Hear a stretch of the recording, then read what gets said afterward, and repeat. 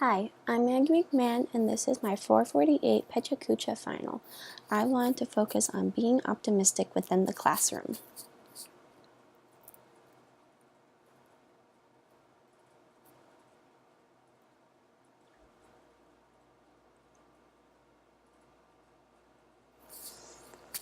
When it comes to school, it can be hard to stay optimistic about yourself. Nowadays, kids find themselves always comparing their grades to each other, leaving them with little confidence in their ability. From what I've read this semester, I can see that there are so many things I can do as a future teacher to stop this and make them see that everyone can be a good reader. Our first book that we had the pleasure of reading is The Mindset of Learning. This book wanted to focus on positive mindsets. It talked about teaching our students to be optimistic, flexible, and resilient. These three things are what I want my future students to have. All of these will help encourage them not to be afraid to fail. Something I read that really stuck with me is said that sometimes students believe that they are not good readers, but everyone is a reader. They just they might be a different kind of reader. For example, I don't think I'm a good reader, but when it comes to science, I can understand it and read it perfectly. I want them to realize everyone is a reader. They just need to find their kind. In my class, I want these ideals for my students to have, to self-motivate and to be optimistic, flexible in what they do, and never give up.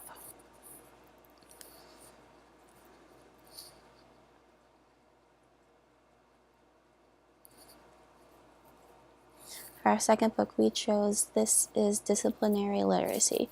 Everyone struggles with something, but there's always another way to solve a problem. You just need to find it. When it comes to being optimistic and you come to a mountain of problems, you just need to find a new way to get over it and not let it stop you. On the lines of finding new ways, everyone being a good reader, because there's different kinds of vocabulary. Not everyone is good at every kind. This is something that the students need to realize, that they just need to find their kind. And I want them to keep an open mind to literacy and see that there's so many different possibilities for them, that there isn't just one way to do literacy.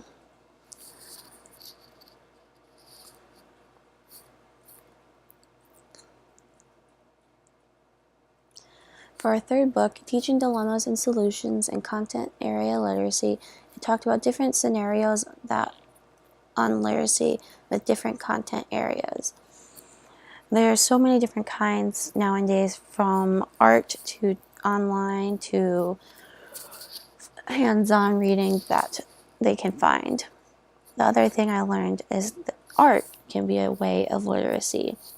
I want to be able to use this in the classroom so they can express what they are feeling and not feel trapped in just having to read standard literacy texts. All of these can be used as a new way to encourage kids to enjoy reading and enjoy literacy without having to be worried about their ability in their writing skills as well.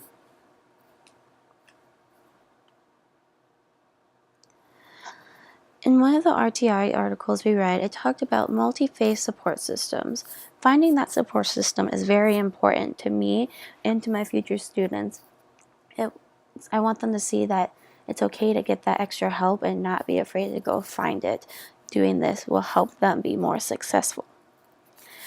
This past semester, I had the opportunity to tutor at Booker T. Washington Community Center. Here I had the chance to practice modeling positive behaviors of my ability, so they can see that it's okay to fail sometimes too. One day I had a student come in and was reading a story and had to write about it. They were struggling a lot, and I had to show him that it's okay to mess up as long as you learn from it and move on and become a better person from it as well. This is something I want to show within my classroom. To be optimistic and flexible, you have to never give up and be resilient. At my time at the community center, people would try to give up, but you can't go through life giving up. And this is something I had to show them by modeling. The biggest thing I did when I was there was modeling them what to do when something comes up that I didn't know how to do. Showing them it's okay if you don't know, but the real question is, what are you going to do to figure it out?